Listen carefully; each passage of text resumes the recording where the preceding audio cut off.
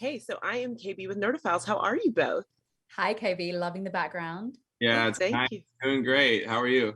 I'm doing well, thank you. All right, so let me dive in. It is very clear that Gloria and Vic have a very complicated personal relationship, but also some sort of business relationship too that we don't really quite know what it is yet, but we have some inklings. So, how does their kind of professional relationship shift as their personal relationship comes to an end? And I'll start with you, Gabrielle.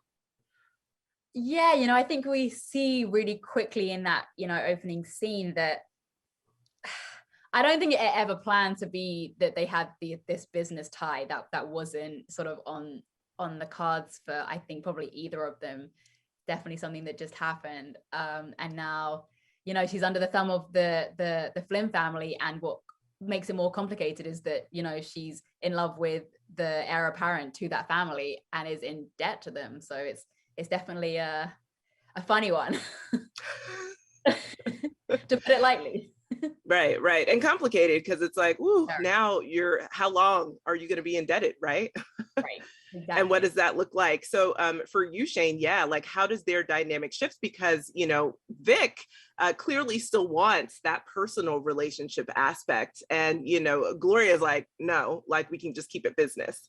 Yeah, absolutely. He that's what he wants more than anything. I mean, like in it in that opening scene in the bar with them, you can really feel that from him especially. And I think they have a real chance, I think, at a life. Like that's at least how I saw it, how we saw it, how we see it. So you kind of want them to, hey, put that other stuff aside and like focus on your relationship. You can make it work, you guys. You know what I mean? But there's so many other things at play. And like Gabrielle said, I don't think it was ever an intention to get into debt and have to use the money from the Flynn family to run this business. Like that wasn't a plan. When you mix business and pleasure, sometimes things can get a little complicated. And so hopefully they can put that aside and work it out. Hopefully Vic can win back her affection. Oh, yes. And so, of course, I have to get to the giant elephant in the room, which is Tommy Egan. So, Tommy comes into town and basically like blows everything up for almost everyone, but especially Vic.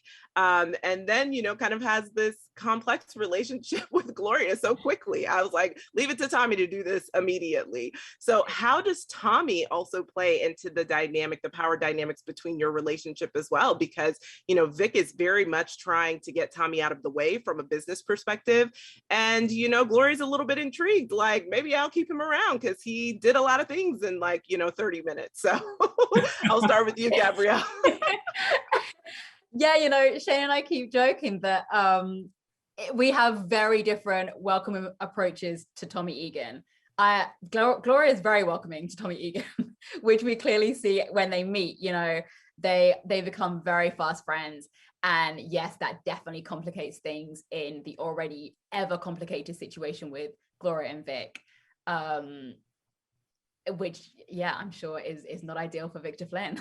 No, Vic Flynn's like, who is this guy? He's coming in. He's like, he's trying to, he's being like Mr. Steal Your Girl, and then he's all like taking that, and then he's leaving with the bag. Like after, it's like, geez, like this dude's like messing things up, and that's kind of, yeah, we've been talking about that. Their approaches to welcoming Tommy Egan's very different, and Vic doesn't quite know who he's messing with, and it's bad timing for Vic because they're on they're on a break, and they're kind of going through this turbulent season, and then in comes this new guy, rocking up and just like, taking names. So it's going to be, I think it's going to be a hard mountain to climb, but maybe Vic can, make it work somehow.